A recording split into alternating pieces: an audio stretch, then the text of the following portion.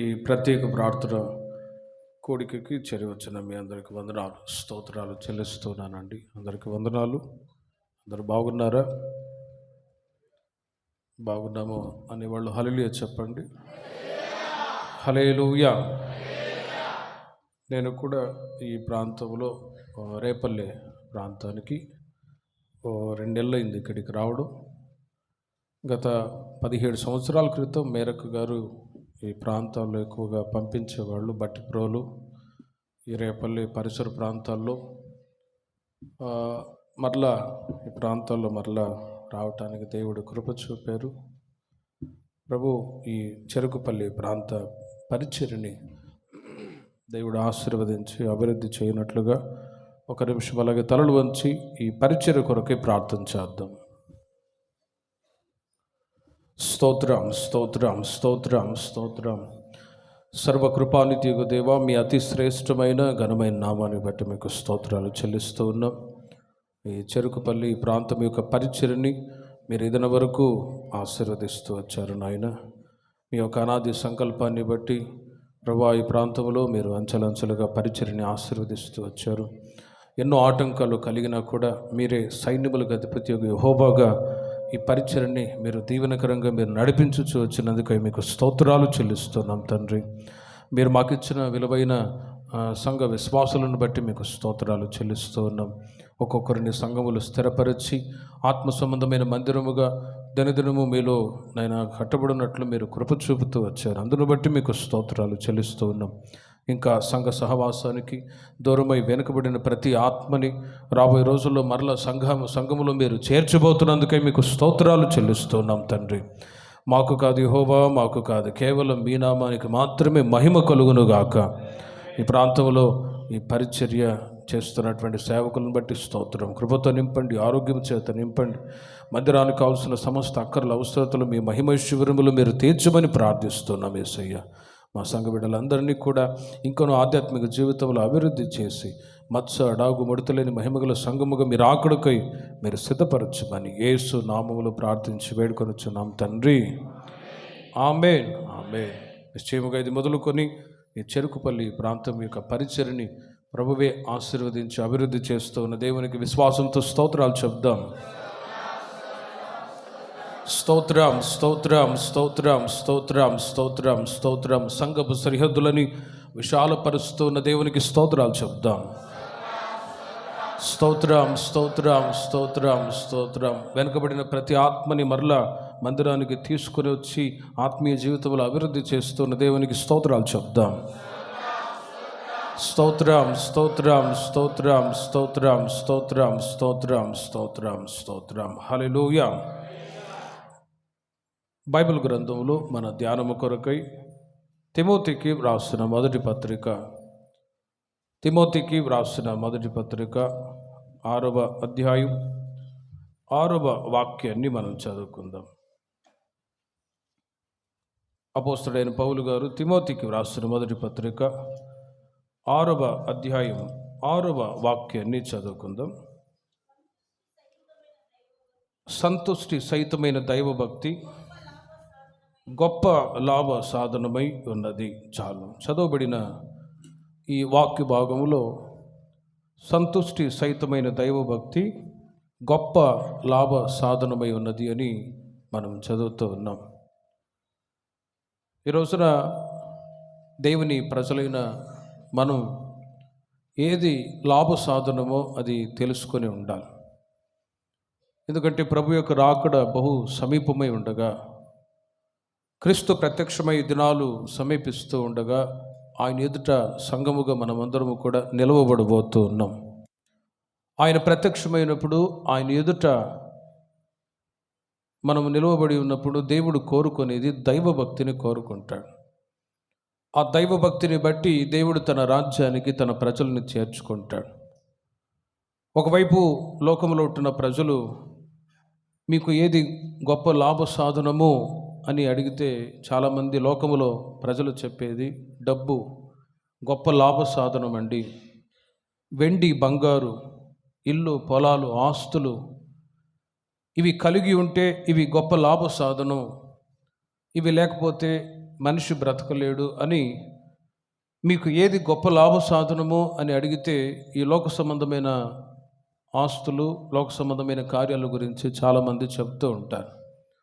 మీ గురి ఏంటి అని అడిగితే చాలామంది మేము డబ్బు సంపాదించాలి అనే ఆ గురి కలిగి ఈ లోకంలో ఉంటున్న ప్రజలు నడిపించబడుతూ ఉన్నారు. కానీ రక్షించబడి బాప్తిసం తీసుకొని సంఘ సహవాసానికి దేవుని ప్రజలైన మీరు వచ్చిన ఆ రోజు నుండి ఈ రోజు వరకు భౌతికమైన సకల ఆశీర్వాదాలన్నీ ప్రభు అనుగ్రహించి ఉన్నారు. ఇంకా మిమ్మల్ని, మీ పిల్లల్ని, మీ కుటుంబాన్ని నా దేవుడు దీవించి ఆశీర్వదించుదురుగాక. భౌతికమైన ఆశీర్వాదాలు నా దేవుడు మీరు అడక్క మునిపే అనుగ్రహిస్తూ వచ్చాడు. యేసుక్రీస్తు వారు చెప్పి ఉన్నారు, పరలోక రాజ్యాన్ని నీతిని మొదట వెదుకుడి, అప్పుడు అవన్నీ మీకు అనుగ్రహింపబడును అని.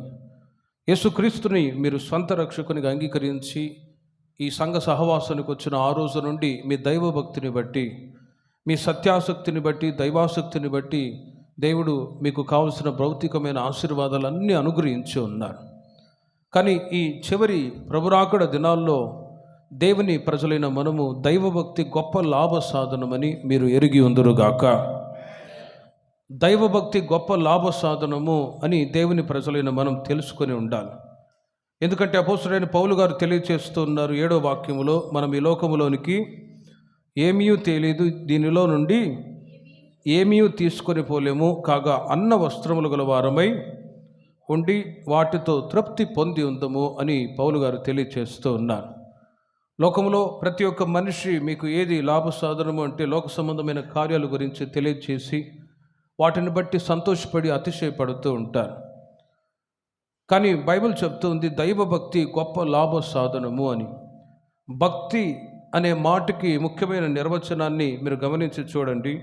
యాకోబు రాసిన పత్రిక 1వ అధ్యాయం 27వ వాక్యములో యాకోబు తన పత్రికలో రాస్తారు. భక్తి అనే మాటకి ముఖ్యమైన నిర్వచనం ఏంటి అంటే, తండ్రి అయిన దేవుని ఎదుట పవిత్రమును నిష్కళంకమునైన భక్తి ఏదనగా దిక్కులేని పిల్లలను, విధవరాండ్రను వారి ఇబ్బందులను పరామర్శించుటయు, ఇహలోక మాలిన్యము అంటకుండా తన్ను తాను కాపాడుకొనుటయనే దైవభక్తి అని మీరు గ్రహించాలి.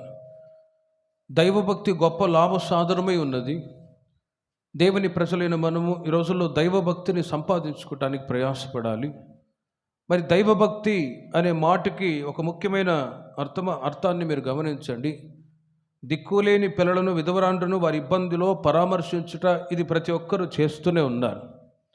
దిక్కులేని పిల్లల్ని, విధవరాళ్ళు ఎవరైనా కనబడితే వారికి సహాయం చేసే కార్యాలు ఈ డిసెంబర్ మాసంలో రాగానే ఇలాంటి విధవరాళ్ళకి లేకపోతే దిక్కులేని పిల్లలకు సహాయం చేసే కార్యక్రమాలు తరచుగా చేస్తూ ఉంటారు. ఇవి ఒకవైపు లోకరీతిగా చేసే సత్క్రియలు అయితే, రెండవది చాలా ప్రాముఖ్యమైనది, ఇహలోక మాలిన్యం అంటకుండా తన్ను తాను కాపాడుకొనుటయునే నిజమైన దైవభక్తి. హల్లెలూయా. ఇహలోక మాలిన్యం అంటకుండా తమను తాము కాపాడుకొనుటయునే నిజమైన దైవభక్తి. ఇహలోక మాలిన్యం అంటకుండా దేవుడు మిమ్మల్ని, మీ పిల్లల్ని ఇదన వరకు కాపాడుతూ వచ్చారు, ఇకను కూడా నా దేవుడు కాపాడుదురుగాక. ఇహలోక మాలిన్యం ఎప్పుడైతే దేవుని ప్రజలకు అంటుతూ ఉందో ఆ సమయంలో దైవభక్తిని కోల్పోయే పరిస్థితులు కూడా ఎదురవుతూ ఉంటాయి. యేసుక్రీస్తు వారు కూడా యోహాను సువార్త 14వ అధ్యాయము 30వ వాక్యములో మీరు గమనించినట్లయితే, ఈ లోకాధికారి వచ్చుచూ ఉన్నాడు, నాతో వానికి సంబంధం ఏమీ లేదు అని ఒక మాట తెలియచేస్తూ ఉన్నారు. ఇహలోక మాలిన్యము అనేది దేవుని ప్రజల జీవితాలలో దేవునిలో దైవభక్తిలో ఎదగకుండా ఇవి ఆటంకంగా ఉంటాయి. దేవుని ప్రజలు దైవభక్తులు ఎదుగుతూ ఉన్నప్పుడు మరొక వైపు ఇహలోక మాలిన్యము అనేది దేవుని ప్రజలు దైవభక్తిలో జీవించకుండా చేస్తూ ఉంటుంది. ప్రారంభ దశలో యేసుక్రీస్తును స్వంత రక్షకునిగా అంగీకరించి దేవుని మందిరానికి వస్తూ ఉంటారు. సడన్గా ఆగిపోయారు. ఎందుకు అని అడిగితే, లోక సంబంధమైన మాలిన్యము చేత అంటబడి కొందరు దేవునికి దూరమైన వాళ్ళు కూడా ఉన్నారు. ఆ మధ్య ఒక సహోదరుడు తరచుగా దేవుని మందిరానికి వచ్చేవాడు, సడన్గా మందిరానికి మానుకున్నాడు. నేను కొత్తగా ఆ ప్రాంతానికి వెళ్ళినప్పుడు కొంత సంఘ పెద్దల్ని పిలిచి, మీరు దయచేసి ఆ సహోదరుని మీరు మరలా మందిరానికి పిలవండి అని వారికి చెప్పాను. వాళ్ళలో ఒక పెద్ద ఆయన మన సంఘ విశ్వాసం వెళ్ళి ఆయనని మరలా మీరు మందిరానికి రండి అని తెలియచేసినప్పుడు ఆ సహోదరుడు అన్న మాట ఏంటంటే, నేను త్రోవ తప్పాను, నా జీవితం యొక్క పరిస్థితి బాగులేదు, నేను రాను అని చెప్పేశాడండి. తనకి భార్య పిల్లలు ఉన్నారు. ఈ లోక సంబంధమైనటువంటి మాలిన్యము అంటే అక్రమాల్లో జీవిస్తూ ఉన్నందువలన ఆ వ్యక్తి మరలా దేవుని యొక్క సన్నిధికి రాని పరిస్థితుల్లో, దైవభక్తిలో జీవించలేని పరిస్థితుల్లో నేను రాను అని చెప్పేశాడండి. ప్రియమైన వారలారా, ఒక్కసారి ఆలోచించండి. దేవుని ప్రజలైన వాళ్ళు దైవ మార్గంలో నడిపించబడుతూ ఉన్నప్పుడు ఈ లోకమాలిన్యం అంటకుండా మీరు మీ పిల్లలు పవిత్రత కలిగి జీవించుదురుగాక.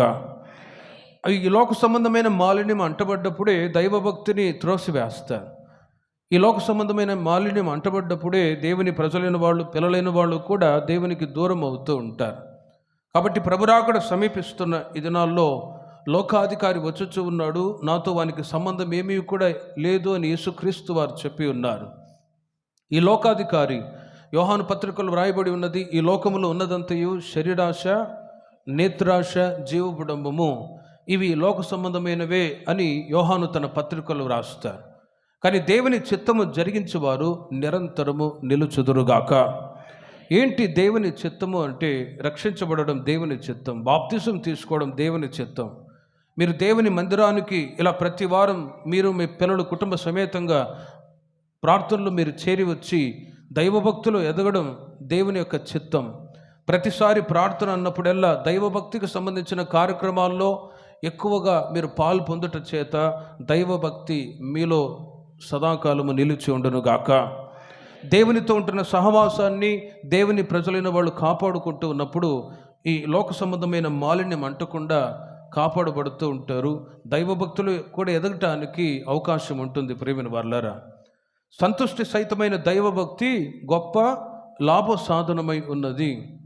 దేవుని ప్రజలైన వాళ్ళు దైవభక్తిలో ఎదగటానికి ఒక ముఖ్యమైన ఒక మాట ప్రతి ఒక్కరూ వాళ్ళ జీవితాలలో తీర్మానంతో ఒక మాట వాళ్ళు నిబంధనతో ఒక మాట తెలియచేయాలి.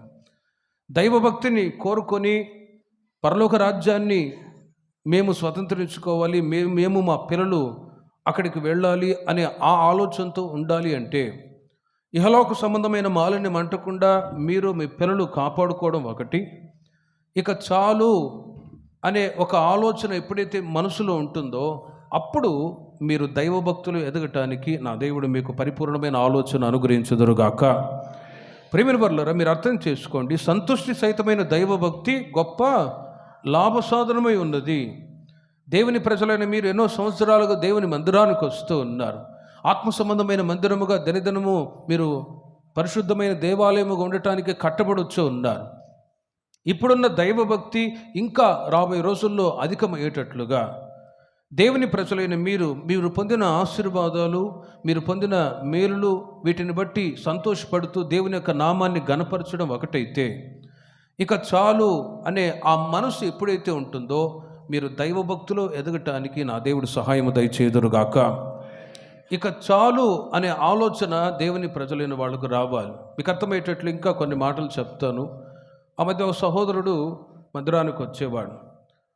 ఆయనకు ఒక చిన్న ఉద్యోగం ఉంది, భార్య పిల్లలు కూడా ఉన్నారు. దానిని బట్టి సంతృప్తి చెందుతూ ఉండేవాడు. సడన్గా ఆ సహోదరుడు అన్నాడు, అన్నా నేను దుబాయ్కి వెళ్తున్నాను, సౌదీకి వెళ్తున్నాను, నా కొరకు ప్రార్థన చేయండి అన్నాడు. నేను అన్నాను, నువ్వు చేస్తున్న ఉద్యోగమే సరిపోతుంది కదా, మరలా ఆ దేశాలకు వెళ్ళి అక్కడ ఎన్నో బాధలు పడి ఎందుకు అనవసరం, నువ్వు ఇక్కడే ఉండి జాబ్ చేసుకోవచ్చు కదా అని ఒక ఆలోచన చెప్పాను. సరే ఇక్కడే ఒక చిన్న జాబ్ చేసుకుంటాను అని చెప్పాడు. ఆయన ఓల్వో బస్సు నడుపుతాడు. అందు నిమిత్తమై ఒక ఎగ్జామ్ ఉంది, నా కొరకు ప్రార్థన చేయండి అన్న, అందులో నేను సెలెక్ట్ అయితే ఇక్కడే జాబ్ చేసుకుంటానని నేను చిలకలూరుపేటలో ఉన్నప్పుడు ఒక సహోదరుడు ఆ నిమిత్తం ప్రార్థన చేస్తే ఓల్వో బస్సు నడపడానికి ఆ ఎగ్జామ్లో పాస్ అయ్యాడు, ఆ జాబ్ దొరికిందండి. సరే ఆ చిన్న ఉద్యోగం తనకి మంచి శాలరీ వస్తుంది, అందులోనే సంతృప్తి చెందే ఆలోచన లేకుండా ఒక వారం వరకు జాబ్ చేశాడు, ఒక నెల వరకు జాబ్ చేశాడు. తర్వాత నెక్స్ట్ మంత్ వచ్చి అన్న నేను ఖచ్చితంగా సౌదీకి వెళ్ళాలి, పిల్లలు వాళ్ళ ఎడ్యుకేషన్కి డబ్బు కావాలి అని మరలా చెప్పాడు. నేను అన్నాను, వద్దు, నీకున్న దాంట్లోనే నువ్వు సంతృప్తి చెందితే బాగుంటుంది కదా అంటే, లేదన్నా ఖచ్చితంగా వెళ్ళాలి అని వెళ్ళాడండి. ప్రేమిన వర్లారా, అక్కడ జరిగింది ఏంటంటే, ఒక నెల తర్వాత సౌదీ నుండి నాకు ఫోన్ చేశాడు. ఆ సహోదరుడు అంటాడు, అన్నా నేను డ్రైవింగ్ పనికి వెళ్ళాను, కానీ వాళ్ళేమో బ్రాందీ షాప్లో నన్ను కూర్చోబెట్టారు, నా కొరకు ప్రార్థన చేయండి అంటాడు. ప్రేమిన వర్లారా, ఒక్కసారి ఆలోచించండి. ఆ సహోదరునికి చెప్పినటువంటి ఆలోచన త్రోసివేశాడు. వాళ్ళేమో తనకున్న క్వాలిఫికేషన్ బట్టి, తనకున్న టాలెంట్ని బట్టి డ్రైవింగ్ జాబ్ చేయవలసిన వాడు అతన్ని తీసుకొని వెళ్ళి బ్రాందీ షాప్లో కూర్చోబెట్టారు. ఆ సహోదరుడు బాధపడ్డాడు. కానీ మార్గం ఇక వేరే ఏమీ కూడా గత్యంతరం లేని పరిస్థితుల్లో 2 సంవత్సరాల అగ్రిమెంట్ రాపించుకున్నారు.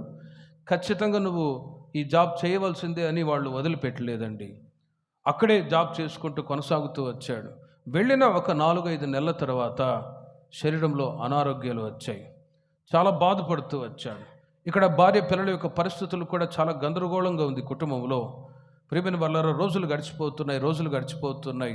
అనారోగ్య పరిస్థితుల్లో బాధపడుతూ ఉంటే వాళ్ళు బలవంతాన టికెట్ ఇచ్చి మరలా ఇండియాకి పంపించారు. ఇండియాకు వచ్చిన తర్వాత సొంత గ్రామానికి వచ్చాడు. ప్రియమైన వాళ్ళరా, తనకున్న అనారోగ్యాన్ని బట్టి ఇంకా ఎక్కువ అప్పులైపోయాయి. భార్య కూడా భర్తను వదిలేసి ఇంటికి వెళ్ళిపోయింది. పిల్లల్ని వాళ్ళ తల్లిదండ్రులు చూసుకుంటూ పడరాని బాధలు పడి చాలా ఒక క్రిటికల్ పొజిషన్లోనికి వెళ్ళిపోయాడు. ఎందుకు ఈ మాటలు చెప్తున్నానంటే, ఉన్న దాంట్లోనే సంతృప్తి చెందే అనుభవం లేని పరిస్థితుల్లో ఇంకా కీర్తనాకారుడు చెప్తూ ఉన్నాడు, గొప్ప వాటి యందు అధికమైన వాటి యందు మనస్సు ఉంచే ఆలోచన ఎప్పుడైతే దేవుని ప్రజలకు ఉంటుందో అప్పుడే కొన్నిసార్లు ఇబ్బందులు కూడా తెచ్చిపెట్టుకుంటారు. అన్ని సందర్భాల్లో కాదు, కొన్ని సందర్భాల్లో ఇలాంటి పరిస్థితులు ఎదురవుతాయి. కానీ ప్రియమైన వర్లారా, మీరు అర్థం చేసుకోండి, ఇంకా చాలు అనే ఆ మనస్సు ఎప్పుడైతే మీలో ఉంటుందో మీరు దైవభక్తులు ఎదగటానికి నా దేవుడు సహాయము చేయునుగాక. చాలు అనే మనసు ప్రతి ఒక్కరిలో రావాలి. కానీ మనిషి యొక్క మనసు అలా ఉండదండి. సామెతల గ్రంథం 30వ అధ్యాయం 15వ వాక్యాన్ని మీరు గమనించండి.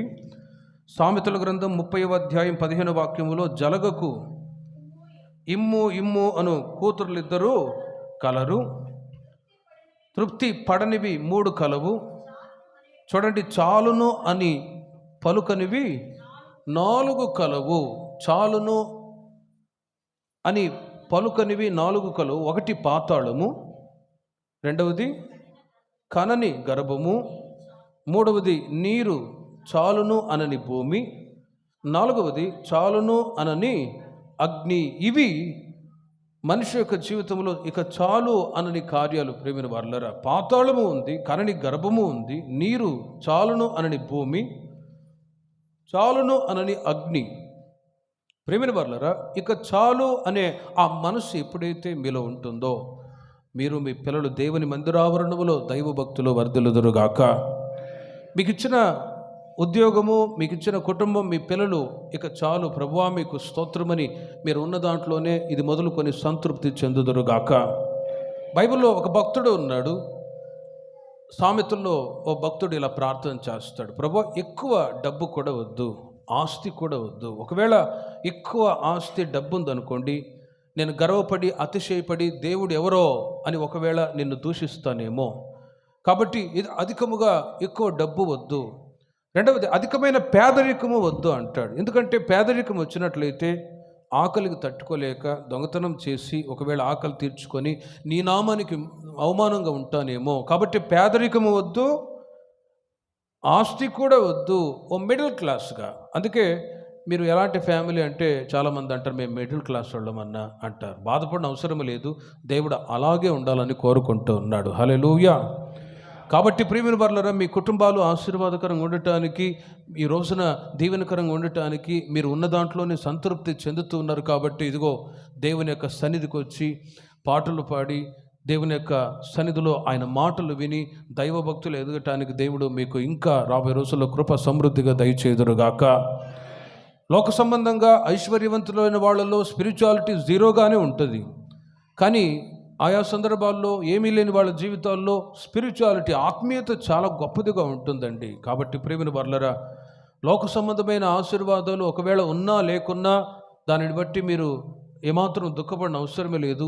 మీకున్న దాంట్లోనే మీరు సంతృప్తి చెంది ఈ రోజుల్లో దైవభక్తులు ఎదగటానికి నా దేవుడు మీలో దైవాసక్తిని కలుగజేయుదురుగాక. ఇక చాలు అనే ఒక ఆలోచన దేవుని ప్రజల జీవితాల్లో రావాలండి. ఆ మధ్య ఒక రైతు ఒక రాజుగారి దగ్గరికి వెళ్ళాడట, హెల్ప్ అడగటానికి వెళ్ళాడు. ఆ రాజుగారు ఆ రైతుతో అడిగాడట, నీకేం కావాలి అని. వెంటనే ఆ రైతు అన్నాడు, నాకు 1 ఎకరం పొలం కావాలి అని. అడగొచ్చు కదా, రాజుగారు మీరు ఎంత ఇస్తారు అని అడిగాడట. రాజుగారు అన్నారు, పరీక్షించారు, ఇదిగో నువ్వు ఎంత దూరం పరిగెడతావో ఆ మొత్తం నువ్వే పొలం తీసేసుకో అన్నాడట. ఇక చూడండి, 1 ఎకరం వరకు 2 ఎకరాల వరకు పరిగెత్తవచ్చు, అంతవరకు స్వాధీనపరుచుకొని పొలం పని చేసుకొని బ్రతకవచ్చు. 1 ఎకరం పొలం వరకు పరిగెత్తాడు. ఇంకా దురాశ పుట్టి సెల్ఫిష్నెస్ పెరిగి ఏం చేశాడంటే ఇంకొక ఎకరం వరకు పరిగెత్తాడు.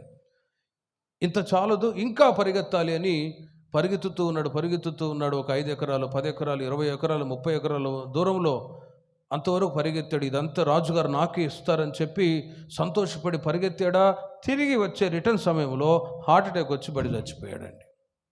ఎందుకు ఈ మాట చెప్తున్నానంటే, అతి ఆశ ఉండాలి, కానీ అధికమైనటువంటి ఆశ, సెల్ఫిష్నెస్, స్వార్థము అనేది వాళ్ళ జీవితాలలో మరణాన్ని తెచ్చిపెడుతూ ఉంటుంది. కాబట్టి ప్రియమైన వారలారా, మీకున్న దాంట్లోనే మీరు సంతృప్తి చెందుదురుగాక. ప్రభు నమ్ముకున్న ఆ రోజు నుండి ఈ రోజు వరకు సకల ఆశీర్వాదాలు మీకు అనుగ్రహించి ఉండగా, ప్రభు రాకడ సమీపిస్తున్న ఈ దినాల్లో దైవభక్తిని సంపాదించుకోవడానికి ఎంత ప్రయాసపడతారో అంతగా మునుపు మీతో చెప్పినట్లుగా పరలోక రాజ్యాన్ని, నీతిని మొదట వెదుకుడి, అప్పుడు అవన్నీ మీకు అనుగ్రహింపబడును అని యేసుక్రీస్తు వారు చెప్పినట్లుగా దేవుని యొక్క సన్నిధిని, ప్రార్థనని, దేవుని యొక్క వాక్యాన్ని మీరు ఎంత వెతికి వస్తారో భౌతికమైన ఆశీర్వాదాలు అడక్క మునిపే నా దేవుడు మీకు సమృద్ధిగా దయచేయుదురుగాక. అడక్క మునిపే మీ పిల్లల్ని ఉన్నతమైన స్థితిలో హెచ్చించి ఘనపరిచి ఆశీర్వదించుదురుగాక. ఇక చాలు అనే ఆ మనసు ఎప్పుడైతే మీలో ఉంటుందో అప్పుడు మీరు దైవభక్తులు ఎదగటానికి అవకాశం ఉంటుంది. బైబిల్లో ఒక 4-5 వాక్యాలు మీకు క్లుప్తంగా తెలియజేస్తాను. ఇక చాలు, ఏవి చాలు అని దేవుని ప్రజలైన వాళ్ళు అనుకోవాలో కొన్ని మాటలు మీకు తెలియజేస్తాను. ఈ మాటల చేత నా దేవుడు మిమ్మల్ని ఆత్మీయంగా బలపరచునుగాక. పేతురు రాసిన మొదటి పత్రిక 4వ అధ్యాయము 3వ వాక్యాన్ని మీరు చూడండి. పేతురు రాసిన మొదటి పత్రిక 4వ అధ్యాయం 3వ వాక్యం. మనము పోకిరి చేష్టలు, దురాశలు, మద్యపానము, అల్లరితో కూడిన ఆటపాటలు, త్రాగుబోతుల విందులు, చేయదగని విగ్రహ పూజలు మొదలైన వాటి యందు నడుచుకొనుచు అన్యజనుల ఇష్టము నెరవేర్చుచుండుటకు గతించిన కాలమే చాలును. హల్లెలూయా. ప్రియమైన వారలారా, ఆ మాటని మీరు గమనించి చూడండి. పేతురు తన పత్రికల్లో రాస్తారు, గతించిన కాలమే చాలును. దైవభక్తిలో ఎదగటానికి దేవుని ప్రజలైన మీకు ఒక మాట మీరు ఒప్పుకోలు చేయాలి ఈ రోజున. ఇక చాలు. ఏం చాలు? పౌలు గారు సంఘానికి తెలియజేస్తున్నారు, క్రీస్తుని ఎరగక మునుపు, దేవుని బిడ్డలుగా మీరు మారక మునుపు, లోకములో ఉన్నప్పుడు, గతించిన కాలములో మీరు ఎలా ఉన్నారు? పౌలు గారు సంఘానికి తెలియజేస్తున్నారు. అక్కడ వచ్చిన దేవుని ప్రజలు వాళ్ళు గతంలో వారు పోకిరి చేష్టలు, దురాశలు, మద్యపానము, అల్లరితో కూడిన ఆటపాటలు, త్రాగుబోతుల విందులు, చేయదగని విగ్రహ పూజలు మొదలైన వాటి యందు నడుచుకొనొచ్చు అన్యజనుల ఇష్టము గతములో నడుచుకొనొచ్చు వచ్చిరి. బట్ నౌ, ఇప్పుడైతే క్రీస్తు తన కల్వారి శిలువ రక్తము చేత ప్రతి ఒక్కరి పాపాలన్నీ కడిగి వేసి నవనూతనమైన మార్గాల్లో ప్రభు నడిపించుచూ ఉన్నారు. ఇప్పుడు గతించిన కాలమే చాలు. ఇక మరలా నూతన సృష్టిగా నీవు మారిన తర్వాత మరలా లోక సంబంధమైన అలవాట్లు, లోక సంబంధమైన కార్యాలన్నింటిలో నుంచి మీరు విడుదల పొంది ఇంకా నవీన స్వభావాలు ధరించుకొని ఆధ్యాత్మిక జీవితంలో దైవభక్తులు ఎదగాలని పేతురు ఈ మాటలు తెలియజేస్తున్నారు. గతించిన కాలమే చాలు. ఒక్కసారి గతాన్ని మీరు ఆలోచించి చూడండి.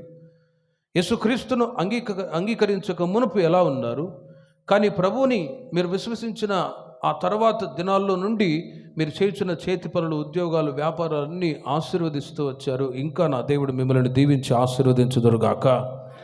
మీ యొక్క దైవభక్తిని బట్టి, మీ నీతిని బట్టి మీ బ్రతుకులు బ్రతుకుగా మార్చబడటం ద్వారానే ఆశీర్వాదాలు వచ్చి ఉన్నాయి అని మీరు ఎరగాలి. దేవుని ప్రజలైన మీరు ఆశీర్వాదకరంగా ఉండటానికి నూతన సృష్టిగా మార్చబడటం ద్వారానే ఆశీర్వాదాలు దేవుడు అనుగ్రహిస్తూ వచ్చారు. పేతురు ఇంకా కొన్ని మాటలు తెలియజేస్తారు. ప్రారంభంలో మీరు పాలతో పోషింపబడుతూ వచ్చారు. తర్వాత వాక్యాన్ని మీరు కంటిన్యూ చేయండి.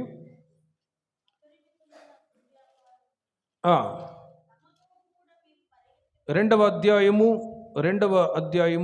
మొదటి వాక్యంలో 3వ వాక్యాన్ని మీరు చూడండి. అసూయయు సమస్త దూషణ మాటలను మాని క్రొత్తగా జన్మించిన శిశువులను పోలిన వారై నిర్మలమైన వాక్యమును పాల వలన రక్షణ విషయములో ఎదుగు నిమిత్తము ఆ పాలను అపేక్షించుడి అని పేతురు తన పత్రికలో రాస్తారు. యేసుక్రీస్తుని మీరు అంగీకరించిన ప్రారంభ దశలో గతించిన కాలమే చాలు, గతించిన దినాల్లో చీకటిలో జీవించుచున్న అనుభవాలన్నీ కూడా వాక్యము ద్వారా, పాలు అనే వాక్యము చేత ప్రతి ఒక్కరి జీవితాలలో రక్షించబడి సంఘములో నాటబడేటట్లు ప్రభు సహాయం చేస్తూ వచ్చారు. హల్లెలూయా. ఆ పాలను మీరు అపేక్షించుడి, ఆ పాలను అపేక్షించుడి. ప్రారంభ దశలో క్రీస్తును అంగీకరించిన ఆ రోజున మీరు మొదట పాలతో పోషింపబడుతూ వచ్చారు. పుట్టిన ప్రతి పిల్లలు ఒక 5-6 నెలలు పాలతో పోషింపబడతారు. నెక్స్ట్ 6 నెలల తర్వాత బలమైన ఆహారం అనగా బుడిదానికి అన్నం ముట్టించండి అని తీసుకొస్తారు. ఆ రోజు నుండి అన్నం తింటూ బలమైన ఆహారం చేత పోషింపబడుతూ ఉంటారు. అలాగే ఆధ్యాత్మిక జీవితంలో గతించిన కాలంలో చీకట్లో ఉండి లోక సంబంధమైన కార్యాలు జీవితాలలో ఉండి మీరు ఉన్న రోజుల్లో రక్షణ విషయములు ఎదుగు నిమిత్తమై మీరు పాలని, దేవుని యొక్క వాక్యాన్ని మీరు అపేక్షించినప్పుడు ఆ వాక్యమే మీ జీవితాలలో మార్పును కలగజేసినది. హల్లెలూయా. ఆ వాక్యము చేత మీరు పోషింపబడుతూ వచ్చారు. ఇప్పుడు అదే వాక్యం అనే పాల చేత మీరు పోషింపబడట్లేదు, కానీ ఉపదేశము చేత మీరు పోషింపబడుతూ ఉన్నారు. ఒక 5-6 నెలల తర్వాత పాలతో పోషించిన తర్వాత బలమైన ఆహారం కావాలి కదా. ఆధ్యాత్మిక జీవితంలో మీరు ఎదగటానికి వాక్యమనే పాలు ప్రారంభ దినాల్లో మీకు అనుగ్రహింపబడ్డాయి. కానీ రోజులు గడిచిన తర్వాత ఎంతోమంది ఇక్కడ నిలిచి సేవ చేస్తున్న రోజుల్లో వాక్యాలు బోధించే కొలది, ఉపదేశాన్ని మీరు వినే కొలది ఆధ్యాత్మిక జీవితంలో ఎదగటానికి దేవుడు కృప చూపుతూ ఉన్నారు. మీకు బలమైన ఆహారమే తగును. హెబ్రీయులకు రాసిన పత్రికలో మీరు గమనించండి. 5వ అధ్యాయం 14వ వాక్యములో వయస్సు వచ్చిన వారు అభ్యాసము చేత మేలు కీడులను వివేచించుటకు సాధకము చేయబడిన జ్ఞానేంద్రియములు కలిగి ఉన్నారు గనుక బలమైన ఆహారము వారికే తగును.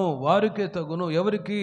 ఇదిగో మీకే ఆ వాక్యము, ఈ వాక్యాలు బలమైన ఆహారము తగును. హల్లెలూయా. ప్రియమైన వారలారా, మొదట పాలతో పోషింపబడుతూ వచ్చాను.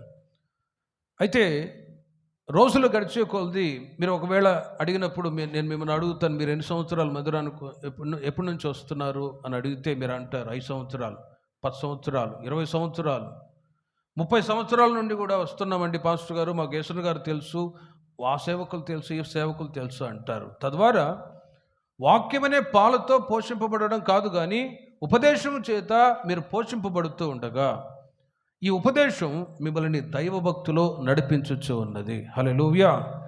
ప్రియమైన వారలారా, పాలతో పోషింపబడ్డప్పుడు జన్మ స్వభావాలన్నీ కూడా తీసివేయబడుతూ ఉన్నాయి. ఓ నవీన స్వభావాలు దేవుని ప్రజలైన మీరు ధరించుకుంటూ ఉన్నారు. అందుకే అపోస్తలుడైన పౌలు గారు కొరింథీ సంఘానికి ఒక మాట తెలియజేస్తూ ఉన్నారు. కొరింథీయులకు రాసిన మొదటి పత్రిక 5వ అధ్యాయము 13వ వాక్యములో మీరు చూడండి. సంఘానికి వచ్చిన తర్వాత ఉపదేశము చేత దేవుని ప్రజలు ఆత్మీయ జీవితంలో అభివృద్ధి చెందుతూ ఉన్నప్పుడు పౌలు గారు ఒక మాట తెలియజేస్తున్నారు. వెలుపటి వారికి దేవుడే తీర్పు తీర్చును గాని మీరు లోపటి వారికి తీర్పు తీర్చువారు గనుక ఆ దుర్మార్గుని మీలో నుండి వెలివేయుడి అంటాడు. కొరింథీయులకు రాసిన మొదటి పత్రిక 5వ అధ్యాయం 11వ వాక్యం నుండి మీరు గమనించి చూడండి. సహోదరుడు అనబడిన వాడెవడైనను జారుడు కానీ, లోబి కానీ, విగ్రహారాధికుడు కానీ, తిట్టుబోతు కానీ, త్రాగుబోతు కానీ, దోచుకొనివాడు కానీ అయి ఉన్న ఎడల అట్టివానితో సాంగత్యం చేయకూడదు, భుజింపను కూడదని మీకు వ్రాయుచున్నాను. పౌలు గారు తెలియచేస్తున్న మాటలు మీరు గమనించండి. వెలుపటి వారికి దేవుడే తీర్పు తీర్చును కానీ మీరు లోపటి వారికి తీర్పు తీర్చేవారు కనుక ఆ దుర్మార్గుని మీలో నుండి వెలివేయుడి. Separation life. దేవుని ప్రజలైన మీరు, మీ పిల్లలు ప్రత్యేకింపబడిన దేవుని ప్రజలై ఉన్నారు. హల్లెలూయా. ఆ ప్రత్యేకింపబడిన గుంపుగా దేవుని ప్రజలైన మీరు ఈ సంఘ సహవాసానికి వచ్చారు. పిలువబడిన వాళ్ళు అనేకులు, ఏర్పరచబడిన వాళ్ళు కొందరే. ఆ కొందరుగా ఇదిగో దేవుడు మిమ్మల్ని ఈ సంఘ సహవాసములో స్థిరపరిచి ఉండగా, దైవభక్తులో మీరు ఎదగటానికి ప్రయాసపడుతూ ఉండగా, ఇతరుల గురించి తీర్పు తీర్చే అనుభవాలు దేవుని ప్రజల్లో కాకుండా ప్రేమిన వారలారా మీ స్వంత రక్షణను మీరు కొనసాగించున్నట్లు నా దేవుడు సహాయము దయచేయుదురుగాక. గతించిన కాలమే చాలు. రోజులు గడిచే కొలది, సంవత్సరాలు గడిచే కొలది దేవుని ప్రజలైన మీరు నవనూతనమైన దివ్య స్వభావాలు ధరించుకొని క్రీస్తులో ఎదుగుతూ ఉన్నప్పుడు ఆ దైవభక్తులు కూడా ఎదగటానికి మీకు ఆలోచన దేవుడు అనుగ్రహిస్తారు. ఒక్కసారి ఆలోచించండి, గతంలో మీ పరిస్థితులు ఎలా ఉన్నాయి? ఆ మధ్య సహోదరుడు అంటాడనా, ప్రభు నమ్మకమునుపు నేను దుర్మార్గుడిగా, రౌడీగా ఉండేవాడిని, త్రాగుడుబోతోని, తిట్టుబోతోని. కానీ బాప్తిసం తీసుకొని మందిరానికి వచ్చిన తర్వాత నేను మా ఊర్లో, మా వీధిలో వెళ్తూ ఉన్నప్పుడు అందరూ నన్ను గౌరవంగా మాట్లాడుతూ ఉన్నారు, అందరూ విలువ ఇచ్చి నన్ను పలకరిస్తూ ఉన్నారు. కాబట్టి ప్రభువులో ఉంటున్న ఘనత ఈ రోజుల్లో నేను అనుభవిస్తున్నానని ఆ సహోదరుడు సాక్ష్యం చెప్తూ ఉన్నారు. కాబట్టి ప్రియమైన వారలారా, ఈ దైవభక్తిలోనికి మీరు రావటానికి గతించిన కాలమే చాలు అని ఆ పౌలు గారు, పేతురు తన పత్రికలో రాసినట్లుగా గతంలో ఉంటున్న ఆ చేదైన అనుభవాలన్నీ కూడా విసర్జించి నవనూతనమైన స్వభావాలు ధరించుకొని ఇంకా రాబోయే రోజుల్లో మీరు దైవభక్తులు ఎదుగునట్లు నా దేవుడు సహాయము దయచేయునుగాక. విడిచిపెట్టవలసిన స్వభావాలన్నీ కూడా విడిచిపెట్టి నవనూతన స్వభావాలు దేవుని ప్రజలైన మీరు ధరించుకోవాలి. దేవుని యొక్క ఆశీర్వాదాలు దేవుడు ఒక వ్యక్తికి అనుగ్రహిస్తూ ఉన్నారంటే బయటున్న పర్సనాలిటీని చూసి ఆశీర్వదించలేదండి. మీ యొక్క స్వభావాలను బట్టియే దేవుడు ఆశీర్వదిస్తూ ఉన్నాడు. యాకోబు ఆయనకు 12 మంది కుమారులు అయితే 12 మంది కుమారులు వృద్ధాప్యంలోనికి వచ్చిన తర్వాత యాకోబు వాళ్ళందరినీ పిలిచి ఆశీర్వదిస్తూ యోసేపుతో ఒక మాట, ఓ బ్లెస్డ్ వర్డ్, ఆశీర్వదించబడిన ఒక మాట, యోసేపు ఫలించడి కొమ్మ అని యోసేపు గురించి తండ్రి అయిన యాకోబు తెలియజేస్తూ ఉన్నాడు. యాకోబు ఫలించడి కొమ్మ అని ఒక ఆశీర్వచనం ఆయన గురించి పలుకబడినది అని అంటే, మిగతా కుమారులందరూ కూడా వాళ్ళ స్వభావాలను బట్టి తండ్రి ఆశీర్వదిస్తూ వచ్చాడు. షిమ్యోను, లేవి ఉన్నారు, వాళ్ళు బలాత్కారపు ఆయుధములు ధరించుకుని నరహంతకులుగా మార్చబడ్డారు. యూదా కొదమ సింహం, వాళ్ళ స్వభావాలను బట్టి తండ్రి ఆశీర్వదిస్తూ వచ్చాడు. కానీ యోసేపు ఫలించడి కొమ్మ. కాబట్టి ప్రియమైన వారలారా, దేవుని ప్రజలైన మీరు యేసుక్రీస్తును అంగీకరించక మునుపు గతించిన కాలములో ఉంటున్న ఆ చెడు స్వభావాలన్నీ కూడా మార్చబడి నవీన స్వభావాలు ధరించుకొని ప్రభువులు నడిపించబడుతూ ఉండగా, దైవికమైన స్వభావాల్లో ఇంకా దేవుని ప్రజలైన మీరు ఎదిగే కొలది దైవభక్తిలో కూడా ఎదుగునట్లు దేవుడు కృప చూపుదురుగాక. హెబ్రీయులకు రాసిన పత్రిక 13వ అధ్యాయం 5వ వాక్యాన్ని మీరు చూడండి. ఇక చాలు అనే ఆ మాట మీ మనసులో ఎప్పుడైతే వస్తుందో అప్పుడు మీరు దైవభక్తులు ఎదగటానికి అవకాశం ఉంటుంది. రెండవదిగా, ధనాపేక్ష లేని వారై మీకు కలిగిన వాటితో తృప్తి పొంది ఉండుడి అని అక్కడ పౌలు గారు హెబ్రీ సంఘానికి తెలియజేస్తూ ఉన్నారు. ఒకటి, గతించిన కాలమే చాలు. గతంలో మీకున్న ఆ చేదైన స్వభావాలన్నీ కూడా విడిచిపెట్టి నవనూతనమైన స్వభావాలు ధరించుకున్నారు. మరలా ఎక్కడ వెనుకబడిపోకుండా మీరు వెనుకున్న వాటిని మరిచి ముందున్న వాటి కొరకు వేగిరపడుదురుగాక. రెండవదిగా, ధనాపేక్ష లేని వారై మీకు కలిగిన వాటితో తృప్తి పొంది ఉండుడి. మునుపు మీతో చెప్పినట్లుగా ఏది గొప్ప లాభ సాధనమో అని ఒకవేళ అడిగితే చాలామంది అంటారు డబ్బండి అంటారు. ఆ మధ్య ఒక అంకుల్ కూడా, నేను బయలువరంలో సేవ చేసేటప్పుడు లెక్క ఉండాలన్నా, లెక్క లేకపోతే నువ్వు మందిరానికి స్థలం కొనలేవు అని అంటాడు. సరే 10,000 రూపాయలు మందిరానికి స్థలం కొరకు ఇచ్చాడా?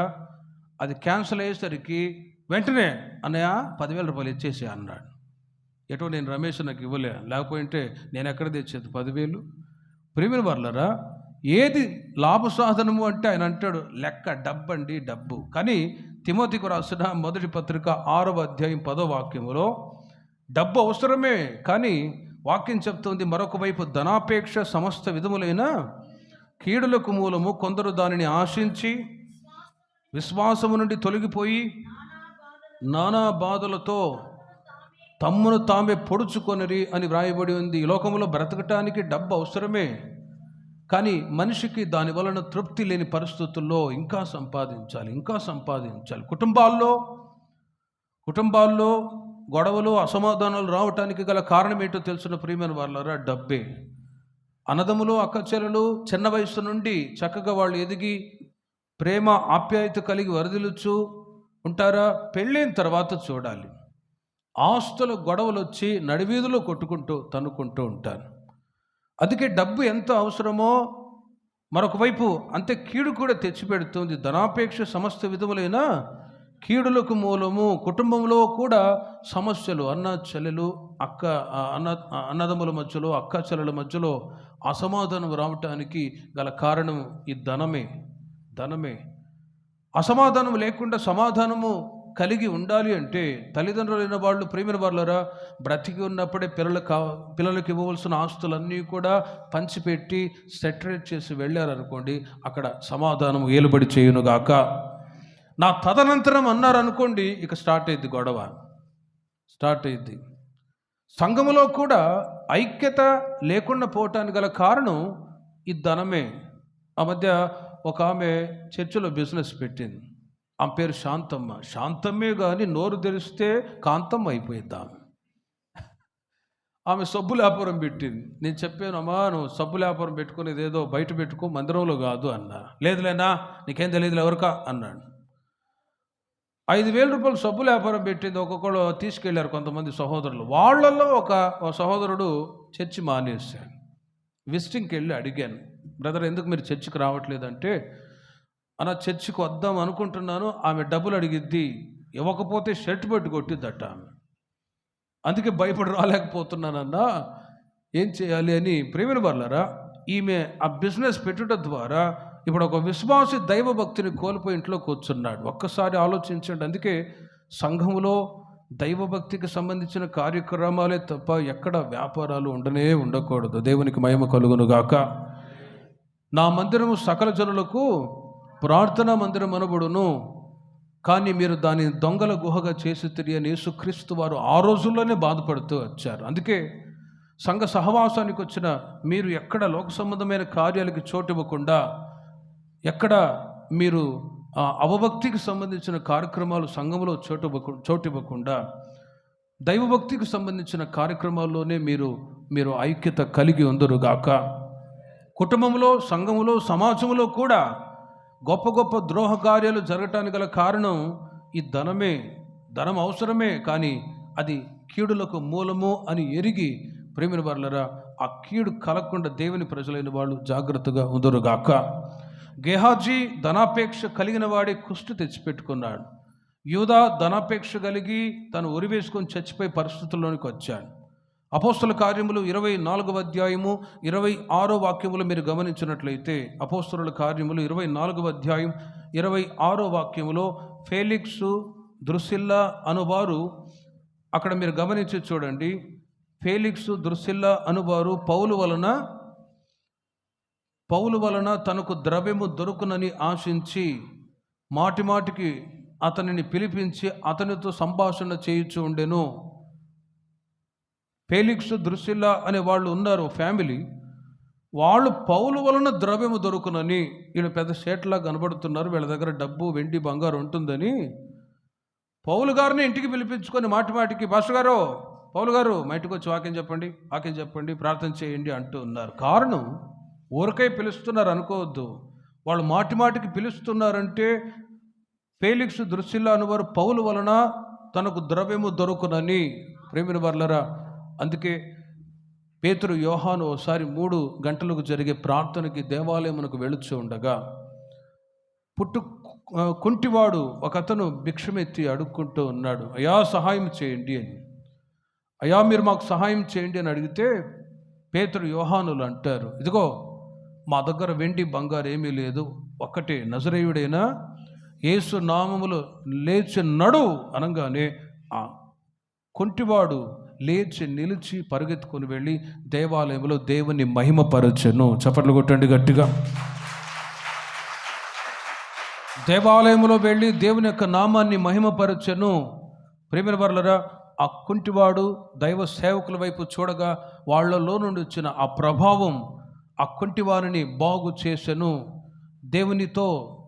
దేవుని యొక్క సేవకుల యొక్క సహవాసంలో ఉండేటువంటి ఈ అనుభవమే గొప్పది అని ఎరిగి లోక సంబంధమైన వాటికి దేవుని ప్రజలైన వాళ్ళు ఎక్కడ చోటు ఇవ్వకుండా ధనము అవసరమే, కానీ ధనాపేక్ష అనేది దైవభక్తిని కోల్పోయేటట్లు చేస్తూ ఉంటుంది. ఆసక్తి కలిగి దేవుని మందిరానికి వస్తూ ఉంటారు. వాక్యం చెప్తుంది 6 రోజులు మీరు పని చేయండి, 7వ రోజున అది నా దినము, విశ్రాంతి దినము అంటాడు. కాబట్టి 6 రోజులు మీరు కష్టపడి పని చేయండి, 7వ రోజున ప్రార్థన సమయము ఉన్నప్పుడు ప్రార్థనకి మీరు విలువ ఇచ్చినప్పుడు మీకు కావలసిన భౌతిక ఆశీర్వాదాలన్నీ కూడా సమృద్ధిగా నా దేవుడు దయచేయుదురుగాక. ధనాపేక్ష కలిగి చాలామంది వాళ్ళ జీవితాలలో ఇబ్బందులు తెచ్చిపెట్టుకున్న వాళ్ళు కూడా ఉన్నారు. కాబట్టి సంఘములో, సమాజములో ఎక్కడ ఈ లోక సంబంధమైన వ్యాపారాలకు చోటు ఇవ్వకుండా మీకున్న దైవభక్తిని సంఘ సహవాసములో ప్రతి ఒక్కరూ కాచుకుందురుగాక. పేతురు యాకోబు తిమోతికి వ్రాసిన మొదటి పత్రిక 6వ అధ్యాయం 8వ వాక్యములో అన్న వస్త్రములు గలవారమై ఉండి వాటితో తృప్తి పొంది ఉందము అని అంటారు. అన్న వస్త్రములు గలవారమై ఉండి వాటితో తృప్తి పొంది ఉందము. ఆపత్కాలంలో ఆస్తి అక్కరకు రాదు అని అంటారు. ఆ మధ్య కరోనా సమయంలో నేను కావల్లో సేవ చేస్తూ ఉన్నాను. తెలిసిన ఒక సహోదరి, ఆమెకు దగ్గర 2-3 కోట్ల ఆస్తి ఉందండి. కరోనా వచ్చింది, ఆమె ఆక్సిజన్ కొరకు నెల్లూరు మొత్తం హాస్పిటల్ తిరిగారండి. భార్య భర్త ఇద్దరు. వాళ్ళకున్న డబ్బు ఖర్చు పెట్టి ఆక్సిజన్ తీసుకోలేని పరిస్థితుల్లో భార్య భర్త ఇద్దరు చనిపోయారు. చాలా బాధపడ్డాను. అరే, 2-3 కోట్ల ఆస్తి ఉన్నా కూడా వాళ్ళకున్న డబ్బు ఇచ్చి ప్రాణాన్ని కాపాడుకోలేకపోయారు. వాక్యం చెప్తుంది, జీవన మరణాలు ఎవరి వశం? యెహోవా వశం. డబ్బు, లోక సంబంధమైన ఆస్తులు ఇవి మన ప్రాణాన్ని కాపాడలేవు, కానీ జీవము కలిగిన యేసయ్యే మనల్ని కాపాడేవాడు, రక్షించేవాడు. హల్లెలూయా. కాబట్టి అన్న వస్త్రములు గలవారమై ఉండి వాటితో తృప్తి పొంది ఉందము. లోక సంబంధమైన ధన ఆశ అనేది చాలామంది కుటుంబాల్లో, సంఘములో, సమాజములో గొడవలు తెచ్చిపెడుతూ ఉంటాయి, కీడును కలుగజేస్తూ ఉంటుంది. కానీ యేసుక్రీస్తే నిజమైన ధన నిధి ఉండగా ఒక భక్తుడు అంటాడు, life is a gift of God and let us live with the glory of God అంటాడు.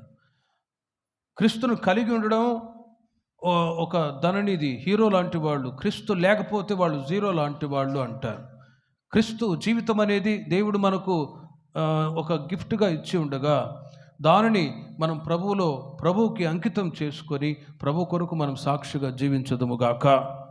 ప్రేమిన వర్లరా, ఏది లాభ సాధనమో ఒక్కసారి మీరు ఆలోచించండి. ఇక చాలు అనే ఆలోచన మీ మనసులో ఎప్పుడైతే పుడుతుందో మీరు దైవభక్తిలో ఎదగటానికి నా దేవుడు మీకు ఆలోచన దయచేయుదురుగాక. ఏమి చాలు, గతించిన కాలమే చాలు, ఏమి చాలు. ప్రేమిన వర్లరా, ధనాపేక్ష కలిగి ఉండకుండా మీకు కలిగిన వాటితోనే తృప్తి పొంది ఉండుడి. కుటుంబాల్లో కూడా సమస్యలు తెచ్చిపెట్టేవి ఇవే.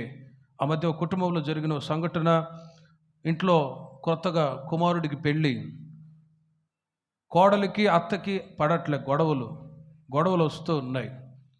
తరచుగా చిన్న చిన్న విషయాలు గొడవలు పడుతూ ఉన్నారు. కోడలు అన్నది భర్తతో సపరేట్ కాపురం పెడదాం, వచ్చేసేయని.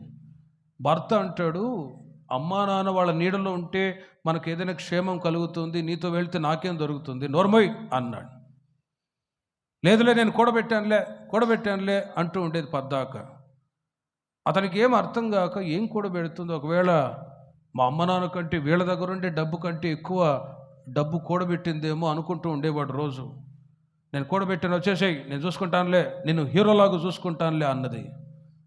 కొద్ది రోజుల తర్వాత నిజంగానే నా భార్య ఏదో కూడబెట్టింది అనుకొని, ఏం కూడబెట్టావు, ఏం దాచిపెట్టావు, ఎక్కడ ఏదైనా డబ్బు దాచిపెట్టావా, వెండి బంగారు దాచిపెట్టావా అంటే, దాచిపెట్టాను రా, ఎక్కడ చూపించు అంటే, వాళ్ళ ఇంటి వెనుక వైపు ఒక గొయ్యి తీసి ప్రతిరోజు వాళ్ళ మామగారికి సంగటి వండి పెట్టేది. ఆ సంగటి ముద్దలన్నీ తయారు చేసేటప్పుడు ఒక్కొక్క సంగటి ముద్ద తీసుకెళ్ళి ఆ గొయ్యిలో వేసేదట. ఇప్పుడు ఆ గొయ్యి తీసి, ఇదిగో నేను దాచిపెట్టింది ఇదే అని చూపించేది. ఇక చూడండి, భర్తకి కోపం వచ్చి పిచ్చుకుక్కను కొట్టినట్టు కొట్టాడు. పనికి మాలిన దాన, ఇదే నన్ను దాచిపెట్టింది అని. ప్రేమిన వర్లారా, ఒక్కసారి ఆలోచించండి. లోక సంబంధమైన కార్యాలు, ధనము అనేవి అవసరమే, కానీ ప్రేమిన వర్లారా, ధనాపేక్ష అనేది కుటుంబాల్లో ఇబ్బందులు తెచ్చిపెడుతూ ఉంటాయి. కాబట్టి ధననిధైన యేసయ్యనే మీరు ప్రేమించుదురుగాక. ఆయన అడుగుజాడల్లో మీరు నడిపించబడి దైవభక్తిని సంపాదించుకోవటానికి ప్రభు నమ్ముకున్న ఆ రోజు నుండి ఈ రోజు వరకు మీ అవసరతలన్నీ ప్రభు తీరుస్తూ వచ్చాడు. ఇంకనూ నా దేవుడు మిమ్మల్ని ఆశీర్వదించుదురుగాక. కానీ మీకున్న దాంట్లోనే ఇక చాలు అనే ఆ మనసు ఉందనుకోండి, నెక్స్ట్ మీరు దైవభక్తులు ఎదిగే ఆలోచన వస్తుంది. లేదు అనంటే ఇమ్ము అని ఇంకా కావాలనే ఆలోచన చేత దేవునికి దూరమయ్యే పరిస్థితులు కూడా ఎదురొస్తాయి. కానీ ధననిధైన యేసయ్యనే మనం ప్రేమిస్తూ ఉండాలని వాక్యం చెప్తోంది. లూకా సువార్త 3వ అధ్యాయం 14 వాక్యాన్ని మీరు చూడండి. లూకా సువార్త 3వ అధ్యాయం 14 వాక్యములో ఒకసారి సుంకరులతో యేసుక్రీస్తు వారు చెప్పిన మాటలు, సైనికులను మేమేమి చేయవలనని అతనిని అడిగిరి. అందుకు అతడు, ఎవరిని బాధ పెట్టుకయు ఎవని మీదను అపనింద వేయకయు మీ జీతములతో తృప్తి పొంది ఉండుడని వారితో చెప్పెను. మీ జీతమే చాలు, మీకు వచ్చిన జీతమే చాలు. ప్రేమిన వర్లారా, సైనికులను మేమేమి చేయవలనని అతనిని అడిగితే, సైనికులు చేయవలసిన పని ఏంటంటే, ఎవరిని బాధ పెట్టుకయు ఎవరి మీదను అపనింద వేయకయు మీ జీతములతో తృప్తి పొంది ఉండుడి. హల్లెలూయా. ఉద్యోగాలు చేస్తూ ఉన్నారు, వ్యాపారం చేస్తూ ఉన్నారు, మీకు వచ్చేటువంటి జీతమే మీకు చాలు. ఆమేన్ చెప్పండి. ఆమేన్.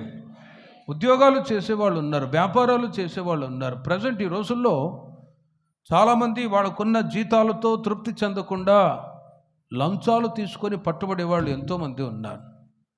ఆ మధ్య ఒక లేడీ గవర్నమెంట్ ఆఫీసర్, కానీ ఎన్నో కోట్లు లంచాలు తీసుకొని దాచిపెట్టుకున్నదా, వెంటనే రైడ్ చేశారు, పట్టుబడి ఆమె సిగ్గుతో ముఖాన్ని కప్పుకుంటూ ఉంది.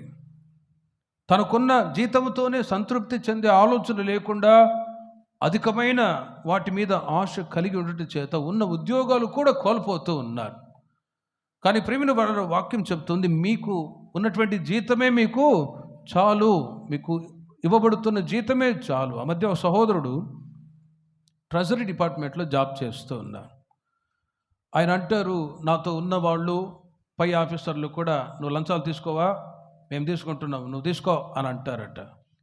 ఆయన చర్చికి వచ్చే వ్యక్తి కాబట్టి, నాకు లంచాలు వద్దండి, నాకు ఉన్న దాంట్లోనే సంతృప్తి, మేము మా భార్య పిల్లలు సంతోషంగా ఉన్నాము అంటే, లేదు నువ్వు తీసుకుంటావా లేదా, తీసుకుంటే దొరికితే ఇంక అంతే సంగతులు. ఇంకొక కానిస్టేబుల్ విశ్వాసి ఉన్నాడు, ఆయన కూడా ఒకసారి బాధపడ్డాడు. నేను నమ్మకంగా యథార్థంగా జాబ్ చేసుకుంటూ ఉన్నాను, తోటి ఆఫీసర్లు ఉద్యోగస్తులు లంచాలు తీసుకుంటావా లేదా, మేము తీసుకుంటున్నాం, నువ్వు కూడా తీసుకో. ఇతనేమో ధైర్యంగా లంచాలు తీసుకోవట్లేదు కాబట్టి రాయల్టీగా జాబ్ చేసుకుని ముందుకు వెళ్తున్నాడు. వాళ్ళు తీసుకుంటున్నారు కాబట్టి భయం, దొరికితే ఎక్కడ ఉన్న ఉద్యోగం పోయిద్దా అని. కానీ ప్రియమైన వారులారా, ఆ సహోదరుడు లంచాలు తీసుకోకుండా నమ్మకంగా పనిచేస్తూ వచ్చాడు. కొద్ది రోజులకి ఆ సహోదరునికి ప్రమోషన్ దేవుడు ఇచ్చాడు. దేవునికి మహిమ కలుగునుగాక. ట్రెజరీ డిపార్ట్మెంట్లో జాబ్ చేస్తున్న ఇంకొక సహోదరుడు కూడా నమ్మకంగా యథార్థంగా జాబ్ చేస్తూ వచ్చాడా, ఇప్పుడు ప్రమోషన్ వచ్చింది, ప్రమోషన్ వచ్చింది. ఆ తర్వాత ఇల్లు కొన్నాడు, కారు కూడా తీసుకున్నాడు. అందుకే 84వ కీర్తన 11వ చరణంలో ఒక వాక్యం రాయబడి ఉన్నది, యథార్థముగా ప్రవర్తించు వారికి ఆయన ఏ మేలును చేయక మానడు, యథార్థముగా ప్రవర్తించు వారికి ఆయన ఏ మేలు చేయక మానడు. What is the righteousness? ఏంటి యథార్థత అంటే? ఒకసారి ఫ్రెడ్ అన్న చెప్పిన ఒక మాట గుర్తొస్తుంది. ఉదాహరణ మీకు అర్థమయ్యేటట్లు. యథార్థత అంటే ఏంటి? చేస్తున్న ఉద్యోగంలో, వ్యాపారంలో, కుటుంబ వ్యవస్థలో కూడా యథార్థత అవసరము. యథార్థతను గురించి ఒక ఉదాహరణ చెప్పారు. ఏంటంటే, ఒకసారి ఒక ప్రాంతంలో ఒక ఒక స్త్రీ పురుషుడు ఇద్దరు వాళ్ళు మాట్లాడుకుంటూ ఒకసారి పార్కులో కూర్చొని భోంచేద్దాం ఇద్దరమని మాట్లాడుకొని హోటల్కి వెళ్ళి బిర్యానీ అడిగారట. అమెరికాలో హోటల్కి వెళ్ళి బిర్యానీ అడిగితే వాళ్ళు ఆ హోటల్ యజమానుడు వాళ్ళకి బిర్యానీ పొట్లాలు అడిగారు కాబట్టి బిర్యానీ పొట్లం ఇవ్వటానికి చాలా పొట్లాలు ఉన్నాయి అక్కడ స్టాల్లో. ఒకవైపు డాలర్తో ఉన్న పొట్లాలు కూడా ప్యాక్ చేసి పెట్టుకోన్నాడట. కన్ఫ్యూషన్తో ఆ డాలర్తో ఉన్న పొట్లాలు బిర్యానీ ప్యాకెట్ అనుకొని ఇచ్చేసాడట సర్వెంట్. సరే, ఆ స్త్రీ పురుషుడు ఇద్దరు వెళ్ళి బిర్యానీ తిని మాట్లాడుకుందాం అన్నట్లుగా వాళ్ళు పార్కులో కూర్చొని బిర్యానీ అని చెప్పేసి ఓపెన్ చేస్తూ చూస్తే డాలర్లతో ఉన్న డబ్బులు ఉన్నాయట. అరే, ఆ హోటల్ యజమానుడు చాలా బాధపడతాడు, మోసపోతే మనమిద్దరం తిరిగి ఇచ్చేద్దామని చెప్పి వాళ్ళు రిటర్న్ వెళ్ళిపోయి ఆ హోటల్లో ఆ యజమానునికి అప్పగించారు. సార్, మేమేమో బిర్యానీ అడిగితే మీరేమో ఈ డాలర్తో ఉన్న ఈ డబ్బులు ప్యాకెట్ ఇచ్చారు, మీరు తీసుకోండి, మీరు నష్టపోతారు, బాధపడతారేమో అని నమ్మకంగా యథార్థంగా ఇచ్చేసరికి ఆ యజమాని సంతోషపడి, సార్, ఈ రోజుల్లో కూడా ఇలాంటి వాళ్ళు ఉన్నారంటే చాలా ఆశ్చర్యం అవుతుంది, మీరు ఆగండి, టీవీ వాళ్ళని, మీడియా వాళ్ళని పిలిపిస్తాను, మీ గురించి వార్తల్లో ఎక్కిస్తాం, మీరు చాలా డబ్బులు మాకు రిటర్న్ ఇచ్చేసారని చెప్పి సంతోషపడి మీడియా వాళ్ళని పిలిపించారు. వాళ్ళు వీడియో తీస్తూ ఉన్నారు. సార్ తీబాకండి అంటాడు ఆయన. ఎందుకు తీబాకండి అంటే, స్త్రీ పురుషుడు ఉన్నారు, ఇప్పుడు వీడియో తీశారనుకో ప్రక్కనున్న ఆమె వాళ్ళ భార్య కాదు. అర్థమైందండి? ప్రక్కనున్న భార్య కాదు. ఇప్పుడు వీడియో తీసి టీవీలో కనపడింది అనుకో, చీపురు కట్టి తీసుకొచ్చింది నా భార్య, దయచేసి వీడియో తీపోకండి, కెమెరా తీపాకండి అన్నాడు. హల్లెలూయా. ఒక్కసారి ఆలోచించండి. అంటే డబ్బు విషయంలో యథార్థంగా ఉన్నాడు కానీ భార్య విషయంలో యథార్థంగా లేడు. ఇది యథార్థత అంటే. కుటుంబంలో కానీ, మీరు చేస్తున్న ఉద్యోగంలో కానీ, వ్యాపారాల్లో కానీ, ప్రతి కోణంలో ప్రతి చోట మీరు యథార్థత కలిగి ఉందురుగాక. ఇక చాలు, మీకున్న జీతమే మీకు చాలు. యథార్థముగా ప్రవర్తించే వారికి ఆయన ఏ మేలును చేయక మానడు. ప్రేమిన వర్లరా, రాబోయే రోజుల్లో మీరు చేస్తున్న చేతి పనులు, ఉద్యోగాలు, వ్యాపారాలు అన్నిటినీ దేవుడు ఆశీర్వదించి రెట్టింపు అయిన దీవెనల చేత మిమ్మల్ని నింపుదురుగాక. కానీ మీకున్న జీతమే చాలు. లోకములో ప్రజెంట్ ఈ రోజుల్లో ఎక్కువగా లంచాలు తీసుకొని పట్టుబడి ఉన్న ఉద్యోగాలు లేకుండా భిక్షగాళ్ళలాగా మారిపోయిన వాళ్ళు చాలామంది ఉన్నారండి. కానీ మీ కుటుంబాలు, మీరు చేసిన పనులు యథార్థత ఉన్నది కాబట్టి నిశ్చయముగా మీ చేతుల కష్టార్జితాన్ని మీరు అనుభవించుదురుగాక. మార్కు సువార్త 14వ అధ్యాయము 41వ వాక్యాన్ని మీరు చూడండి. మార్కు సువార్త 14వ అధ్యాయం 41వ వాక్యములో యేసుక్రీస్తు వారు గెత్సెమనే తోటలో ఆయన శిష్యులతో చెప్పారు, ఇదిగో మీరు ఇక్కడ ఉండి ప్రార్థన చేయండి, నేను వెళ్ళి అక్కడ ప్రార్థన చేస్తాను. రాతివేతంత దూరం వెళ్ళి శిష్యులు పేతురు, యోహాను, యాకోబులు వాళ్ళు ఒకవైపు ప్రార్థన చేస్తూ ఉన్నారు. యేసుక్రీస్తు వారు కూడా రాతివేతంత దూరం వెళ్ళి ప్రార్థన చేస్తూ ఉన్నారు. శిష్యులతో చెప్పిన మాట, ఇదిగో మీరు మెలకువతో ప్రార్థన చేయుడి అని చెప్పి వెళ్ళిపోయారు. ప్రేమిన వర్లరా, ఆ మాట చెప్పి వెళ్ళి తిరిగి వచ్చేసరికి శిష్యులు నిద్రపోతూ ఉన్నారు. శిష్యులారా, మీరు మెలకువతో ప్రార్థన చేయండి, శోధనలో ప్రవేశించకుండా మీరు మెలకువతో ప్రార్థన చేయుడి అని మరలా రెండోసారి చెప్పి వెళ్ళారు. మూడోసారికి మరలా అదేవిధంగా నిద్రపోతూ ఉన్నారు. వాళ్ళు అలసిపోయారు, కళ్ళు భారముగా ఉండిపోయాయి. యేసుక్రీస్తు వారు మూడోసారి వచ్చి చెప్పిన మాట ఇప్పుడు చదవండి. ఆయన మూడవసారి వచ్చి, మీరిక నిద్రపోయి అలసట తీర్చుకొనడి, ఇక చాలును, గడియ వచ్చినది. ప్రేమిన వర్లరా, మీరిక నిద్రపోయి అలసట తీర్చుకొనడి, ఇక చాలు. నిద్రపోతున్న వాళ్ళు హల్లెలూయా చెప్పండి. ఇక చాలు, నిద్రపోయింది చాలు. ఇక మీరిక నిద్రపోయి అలసట తీర్చుకొనుడి, ఇక చాలు, నిద్రపోయింది చాలు అని అర్థం. ప్రేమిన వర్లరా, యేసుక్రీస్తు వారు తనను వెంబడిస్తున్న వారితో చెప్తూ ఉన్నమాట, మీరు శోధనలో ప్రవేశించకుండా మెలకువతో ప్రార్థన చేయుడి. నిద్రపోయింది ఇక చాలు. శోధనలు వచ్చినప్పుడు కాదు, శోధన రాకమునిపే దేవుని ప్రజలైన మీరు ప్రార్థన చేయుదురుగాక. ఈ ప్రత్యేక ప్రార్థన కూడికకి మీరు ఎన్నో సమస్యలతో వచ్చి ఉండవచ్చు. ఈ సమస్యలన్నిటికీ ఓ పరిష్కారం మీరు మెలకువతో ప్రార్థన చేయాలి. శిష్యులతో చెప్తున్నారు, మీరు మెలకువతో ప్రార్థన చేయుడి. చాలాసార్లు కుటుంబాల్లో శోధనలు, సమస్యలు, ఇబ్బందులు ఎదురైనప్పుడు శోధనలు వచ్చిన తర్వాత బాధపడే వాళ్ళు ఉన్నారు. అందుకే యేసుక్రీస్తు వారు కూడా ఒక మాట చెప్పారు, యెరూషలేము కుమార్తెలారా, నా కొరకు కాదు మీ కొరకు, మీ పిల్లల కొరకు ఏడువుడి. నేనైతే మీ కొరకై కల్వారు సిలువలో ప్రాణం పెట్టబోతూ ఉన్నాను. తద్వారా మీకు రక్షణ కలుగుతుంది, నిత్యరాజ్యానికి మార్గం మీకు లభిస్తుంది. మీరు నా కొరకు ఏడవబాకండి, మీ కొరకు, మీ పిల్లల కొరకు ఏడువుడి. యేసుక్రీస్తు వారు ఎందుకు ఈ మాట చెప్పారంటే, ఎన్నో సందర్భాల్లో యెరూషలేము పురవీధుల్లో ఆయన నిలిచి, ఇదిగో కోడి తన రెక్కల చాటున పిల్లల్ని రమ్మని పిలిచాను, అయినా మీరు రానుల్లకపోతిరి. మీకు ప్రకటించే సువార్త సొదొమ గొమొర్రా పట్టణములో ఉంటున్న ఆ ప్రజలకు ప్రకటించిన వాళ్ళైనా మారేవాళ్ళు, మీకు మార్పు లేదే అని వాళ్ళ గురించి ఎన్నోసార్లు బాధపడుతూ వచ్చారు యేసుక్రీస్తు వారు. ఎందుకంటే వారు సిలువ వేసేటప్పుడు యేసయ్యను సిలువకు వేయండి, బరబ్బని వదిలివేయండి అని క్రీస్తుని త్రోసివేశారు. రాబోయే రోజుల్లో వారికి ఎదురవబోతున్న ప్రతి కీడు, శోధనలో నుండి తప్పింపబడి నిమిత్తమై వారితో ఎన్నోసార్లు దేవుడు హెచ్చరించి చెప్పాడు, మీరు నా వైపు తిరగండి, నేను చెప్పే సువార్తని, నేను చెప్పే ఉపదేశాన్ని, మాటల్ని మీరు విని నిత్యరాజ్యానికి మీరు మీ పిల్లలు సిద్ధపడండి అని ఎన్నో సందర్భాల్లో ప్రజల మధ్యలో వెళ్ళి యేసుక్రీస్తు వారు దేవుని యొక్క రాజ్య సువార్త చెప్పినా కూడా వాళ్ళు ఒక చెవిన వింటూ ఉన్నారు, ఒక చెవిన విడిచిపెడుతూ ఉన్నారు. కానీ ప్రేమిన వర్లరా, యేసుక్రీస్తు వారు చెప్పినట్లుగానే యేసయ్య ఆయన మరణించి పునరుద్ధానుడై తండ్రి వద్దకు వెళ్ళిన తర్వాత తీతు చక్రవర్తి కాలంలో, హిట్లర్ చక్రవర్తి కాలంలో యూదులందరినీ కూడా భయంకరమైన క్రూరంగా చంపి హత్య చేసి యూదులని ఇబ్బంది పెట్టాడు. అలాంటి ఒక భయంకరమైన పరిస్థితి రాక మునుపే యేసుక్రీస్తు వారు తన ప్రజలతో హెచ్చరించి చెప్పారు, మీరు శోధనలో ప్రవేశించకుండా మెలకువతో ప్రార్థన చేయుడి, మీకు మీ పిల్లలకు కీడు రాకుండా మెలకువతో ప్రార్థన చేయుడి అని ఎన్నో సందర్భాల్లో నీతిగల మాటలు వారికి చెప్పినా కూడా విననొల్లకపోయారు. ప్రియమైన వాళ్ళారా, ఇప్పుడు అదే మాటలు ఈ రోజుల్లో వినిపింపబడుతూ ఉన్నాయి. రాబోయే ఉగ్రత నుంచి దేవుని ప్రజలైన మనం తప్పింపబడాలి అంటే ఈ రోజుల్లో మెలకువగలిగి ప్రార్థన చేయుదుముగాక. నిద్ర మత్తుతో కాకుండా మెలకువతో ప్రార్థన చేసే అనుభవం చాలా అవసరమండి. ఇప్పుడున్న ప్రార్థనా జీవితం, ఇప్పుడున్న దైవభక్తి రాబోయే రోజుల్లో ఇంకా మీలో పెరుగునుగాక.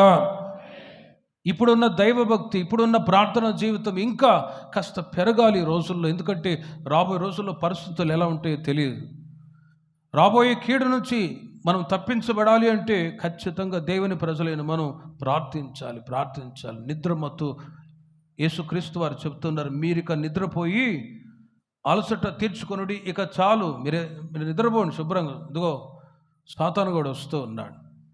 యేసుక్రీస్తు వారిని అప్పగించేశాడు, క్రీస్తు సిలువకు వేయబడ్డాడు, ఇక శ్రమలు ప్రారంభమయ్యాయి. కాబట్టి ప్రియమైన వాళ్ళని ప్రత్యేక ప్రార్థన కూడికలో మీరు ఏ సమస్యతో వచ్చారో ఆ సమస్యలన్నీ కూడా ప్రార్థన ద్వారా నివారించబడునుగాక. ప్రతి సమస్య, ప్రతి శోధన ప్రార్థన ద్వారా మీరు వాటన్నిటిని జయించినట్లు నా దేవుడు కృప సమృద్ధిగా దయచేదురుగాక. ఇక నిద్రపోయింది చాలు. ఆ మధ్య సహోదరుడు ఎప్పుడు నిద్రపోయేవాడట, నిద్రపోతూ అయితే మేల్కొని ప్రార్థన చేయాలంటే ఏం చేయాలి అని ఒక ఆలోచనతో బైబిల్ అంతా వెతికాడట. అప్పుడు యోనా గ్రంథంలో ఒక మాట దొరికింది. ఓడ నావికుడు వచ్చి యోనాతో ఒక మాట, ఓయి నిద్రపోతా లే అనే ఒక తిట్టే మాట మంచం ప్రక్కన బోర్డుకి రాసి పెట్టుకున్నాడట. ఉదయాన్నే లేచి ఆ బోర్డు చూడంగానే తిట్టినట్టు అనిపిస్తుంది. ఓయి నిద్రపోతా లే అనగానే లేచి కూర్చొని స్తోత్రం అంటూ ఉండేవాడట. ఒకవేళ అధికమైన నిద్ర కలిగి ఉంటే ఆ బోర్డు పెట్టుకోవడం తప్పేమీ లేదు. దేవునికి మహిమ కలుగునుగాక. కాబట్టి ప్రియమైన వారలారా, ఈ పూట మీరు ప్రార్థనకు చేరి వచ్చారు, విలువైన మాటలు వింటూ ఉన్నారు. ఈ మాటల చేత రాబోయే రోజుల్లో ఇంకా మీ ప్రార్థన జీవితం పెరిగే కొలది ప్రతి కీడు నుండి, ప్రతి శోధనలో నుండి నా దేవుడు మిమ్మల్ని, మీ కుటుంబాలని తప్పించి యోబు కుటుంబాన్ని కంచె వేసినట్లు మీ కుటుంబాలని, మీ పిల్లల్ని, మీకు కలిగిన ఆస్తి యావత్తు కంచె వేసి కాపాడబడును గాక. చప్పట్లు కొట్టండి అందరూ గట్టిగా.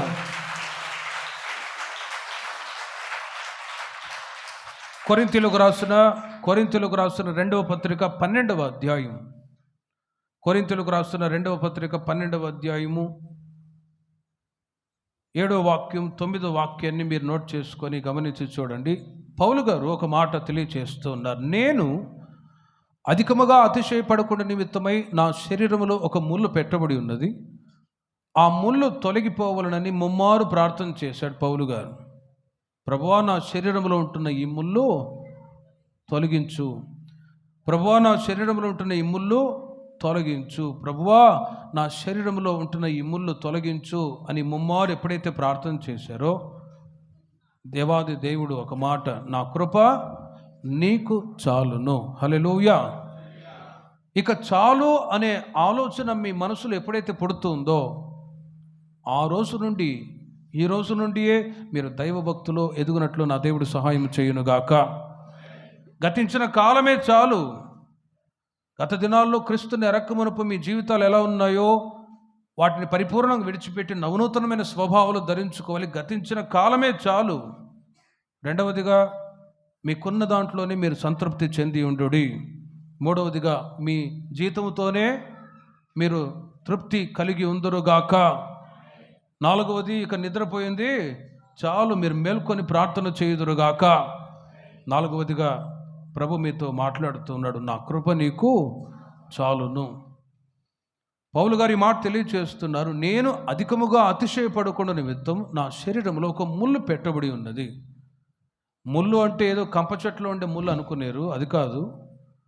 క్రీస్తు యొక్క అడుగుజాడల్లో మీరు నడిపింపబడుతూ ఉన్నప్పుడు కష్టం, నింద, అవమానాలు, క్రీస్తు మార్గంలో మీరు నడిపింపబడుతున్నప్పుడు ఎదురయ్యే బలహీనతలన్నీ కూడా ఒక ముళ్ళుగా పెట్టబడి ఉన్నవి.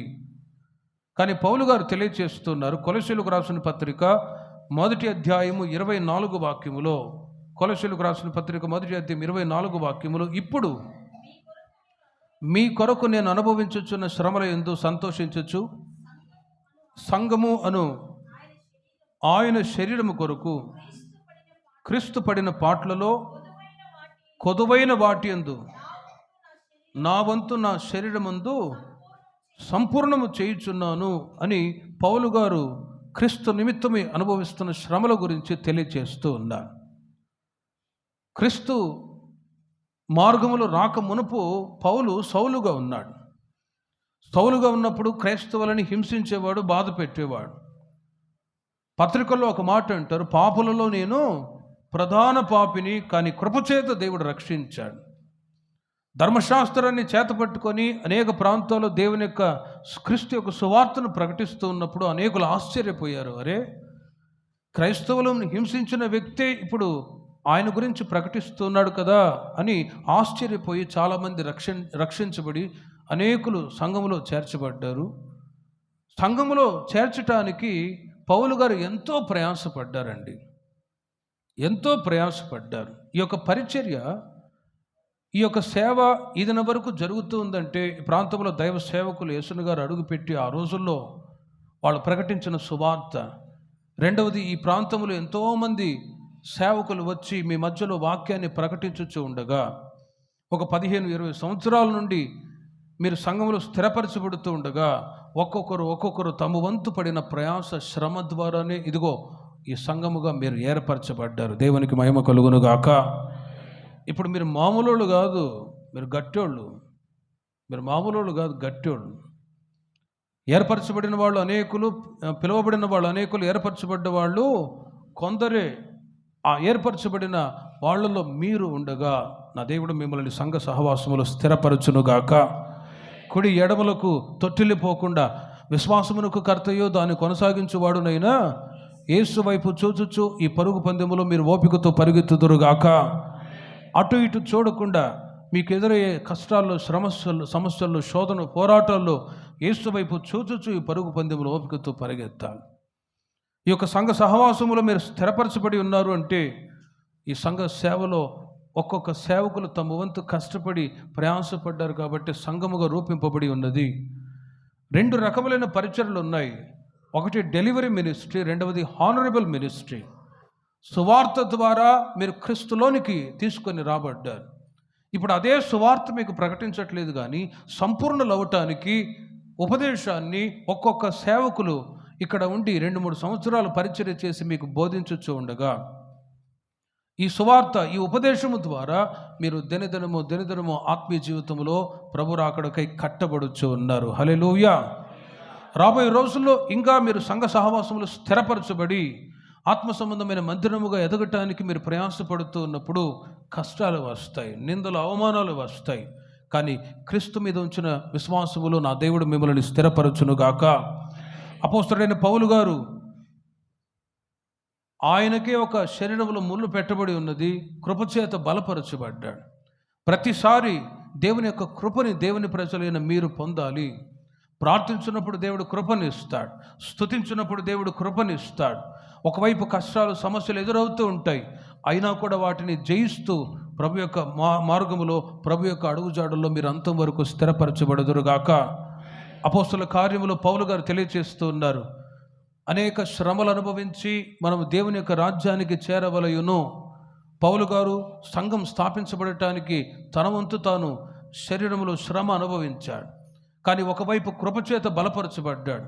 తిమోతికి రాసిన 2వ పత్రిక 4వ అధ్యాయం 7వ వాక్యములో ఆయన చెరసాల్లో ఉండి తిమోతికి తెలియజేస్తున్న శ్రేష్టమైన మాటలు మీరు చూడండి. మంచి పోరాటము పోరాడి తిని నా పరుగు తుదముట్టించి తిని విశ్వాసమును కాపాడుకుంటుని, ఇక మీదట నా కొరకు నీతి కిరీటం ఉంచబడి ఉన్నది. ఆ దినమందు నీతిగల న్యాయాధిపత్యగు ప్రభు అది నాకు మాత్రమే కాక తన ప్రత్యక్షతను అపేక్షించు వారందరికీ కూడా అనుగ్రహించునుగాక. మంచి పోరాటము పౌలు గారు పోరాడినట్లుగా దేవుని ప్రజలైన మీరు దేవుడిచ్చే కృపచేత మంచి పోరాటము పోరాడుదురుగాక. తద్వారా దేవుడిచ్చే రివార్డ్, ఒక ఆశీర్వాదం ఏంటో తెలుసిన ప్రియమైన వారలారా, నిత్య రాజ్యాన్ని దేవుడు మనకు స్వాస్థ్యముగా అనుగ్రహించుదురుగాక. క్రీస్తు యొక్క మార్గములో మీరు నడిపించబడుతూ ఉన్నారు, సంఘానికి వస్తూ ఉన్నారు, ప్రార్థనలో దైవభక్తులు వర్ధిల్లుతూ ఉన్నారు. వీటికి తగిన ప్రతిఫలం ఏంటి అని మీరు ఒకవేళ ప్రశ్నిస్తే, ప్రేమిల వల్ల మంచి పోరాటం పోరాడి దైవభక్తిలో మీరు నిలిచి ఉన్నట్లయితే పరలోక రాజ్యాన్ని నా దేవుడు మీకు స్వాస్థ్యముగా అనుగ్రహించుదురుగాక. ఈ జీవితకాలం మట్టుకే మీరు క్రీస్తునందు నిరీక్షించు వారమైనట్లు అయితే మనుషులందరికంటే దౌర్భాగ్యులే ఉందని వాక్యం చెబుతోంది.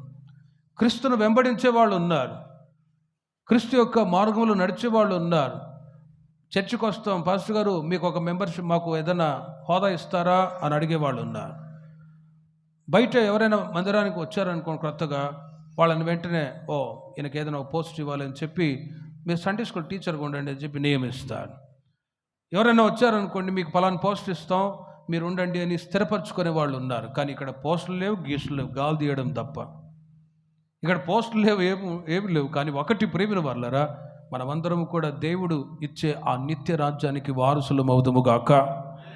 మనమందరము క్రీస్తు యొక్క సహవాసములో ఈ మార్గములో దైవభక్తులు నడిపించబడుతూ దేవుడిచ్చే ఆ పరలోక పట్టణాన్ని స్వాస్థ్యముగా ఆశీర్వాదముగా పొందటానికి మీరు పిలువబడి ఉన్నారు. కాబట్టి ప్రియమైన వారలారా, దైవభక్తి గొప్ప లాభ సాధనమై ఉన్నది. ఈ దైవభక్తి మీలో ఇంకా పెరిగే కొలది దేవుని యొక్క రాజ్యానికి మీరు వారసులు అవుతారు. ఒక్క మాట ఉదాహరణ చెప్పి నేను ముగిస్తాను. ఆ మధ్య ఒక రాజు నగర్లో ఒక జోకర్ ఉండేవాడట. ఆ జోకర్ ఎప్పుడు చూసినా అక్కడ ఉండే రాజుగారిని, మంత్రుల్ని, ప్రజలందరినీ కూడా తను మిమిక్రీ చేసి జోకులు చేసి నవ్వించేవాడట. అతను చేసే ఆ జోకులకి, అతడు చేసే ఆ మాట్లాడే మాటలకి రాజుగారు, ప్రజలందరూ కూడా నవ్వుకుంటూ ఉండేవాళ్ళట సంతోషంగా. రాజుగారు ఒకసారి వచ్చి, నువ్వు జోకర్విరా, పిచ్చోడివిరా, పనికిమాలినోడురా అన్నట్టుగా తిట్టి మాట్లాడుతూ, ఇదిగో నువ్వు బుద్ధిహీనుడివి, నువ్వు జోకర్వి అని హీనంగా మాట్లాడి ఒక కర్రని చేతికిచ్చాడట. ఇదిగో నీకంటే అధికమైన బుద్ధిహీనుడు ఎవరైనా ఉంటే వాడికి కర్ర ఇచ్చేయరా అన్నాడట. ఆ జోకర్ బాధపడి సరేలే అని మనసులో బాధపడి మౌనంగా ఉండిపోయాడు. రోజులు గడిచిపోతున్నాయి. రాజుగారు మంచాన పడ్డాడు, మరణ పడకలో ఉన్నాడు. ఈ జోకరు వెళ్ళి కర్ర చేత పట్టుకొని 2-3 సంవత్సరాల క్రితం అతన్ని తిట్టి ఆ కర్ర ఇచ్చాడు కదా, నువ్వు బుద్ధిహీనుడివి, నువ్వు ఒక జోకర్వి అన్నాడు కదా. ఓ 2-3 సంవత్సరాల తర్వాత ఆ కర్రని తీసుకొని వెళ్ళి రాజుగారి దగ్గర మాట్లాడుతున్నాడు. రాజుగారు బాగున్నారా? ఏం బాగుండేది, బాగులేదు, నేను చచ్చిపోయే పరిస్థితుల్లో ఉన్నాను. చచ్చిపోయి నరకానికి వెళ్తానా పరలోకానికి వెళ్తానా నాకే తెలియదు అని ఒక మాట అన్నాడండి. అంతే. ఆ జోకర్గా ఉన్న వ్యక్తి, రాజుగారు ఇదిగో కర్ర పట్టుకో చెప్తాను, పట్టుకున్నాడు. చనిపోయిన తర్వాత పరలోకానికి వెళ్తానా నరకానికి వెళ్తానా అనే అవగాహన లేని బుద్ధిహీనుడు నువ్వే. చనిపోయిన తర్వాత నిత్యరాజ్యానికి వెళ్తానని ఒక నిరీక్షణ నాకున్నది, కానీ నీకు ఆ నిరీక్షణ లేదు, కాబట్టి నాకంటే బుద్ధిహీనుడు అని చెప్పి కర్ర ఇచ్చేసి బయలుదేరి వెళ్ళిపోయాడండి. కాసేపటికి చనిపోయాడు. ఒకసారి ఆలోచించండి, ఎందుకు ఈ మాట చెప్పానంటే, బుద్ధిహీనుడు ఏమీ తెలియనివాడు అని ఇతన్ని చూసి అవమానపరిచాడా, కానీ అతనికి ఒక నిరీక్షణ, చచ్చిపోతే నేను పరలోక రాజ్యానికి వెళ్తాను అని. మనుషుల దృష్టికి హీనంగా ఉన్నా దేవుని దృష్టికి ఆ వ్యక్తి ఘనంగా ఉన్నాడు. దేవునికి మహిమ కలుగును గాక. దైవభక్తి గొప్ప లాభ సాధనమై ఉన్నది. ఈ దైవభక్తి చివరికి నిన్ను ఎక్కడికి తీసుకెళ్తుందంటే ఇటర్నిటీ, నిత్యత్వానికి తీసుకెళ్తుంది. ఈ లోక సంబంధమైన సంపాదన, లోక సంబంధమైన కార్యాలన్నీ కూడా ఈ లోకంలో ఉన్నంత వరకు పనికి వస్తాయి. బట్ ఇన్ ఇటర్నిటీ, నిత్యత్వంలో ఒక రోజున క్రీస్తు ఎదుట నిలవబడ్డప్పుడు ఆయన అడుగుతాడు, ఇదిగో నీవు ఎంత దైవభక్తిని సంపాదించావు, నా రాజ్యానికి రావడానికి నీ దగ్గర ఎంత డబ్బు ఉంది, ఎంత ఆస్తులు ఉన్నాయని వాటిని అడగడు. కానీ ప్రేమిన వాళ్ళరా, దైవభక్తిని బట్టి మీరు, మీ పిల్లలు, మన సంఘం ప్రభు యొక్క రాకడలో ఎత్తబడినట్లు నా దేవుడు సహాయం దయచేయును గాక. అందరు లేచి నిలిచి ప్రార్థన చేసుకుందాం. అందరు లేచి నిలిచి ఒక 5 నిమిషాలు విన్న వాక్యాన్ని బట్టి అందరూ ప్రార్థన చేసుకుందాం. ఈ 2024 సంవత్సరం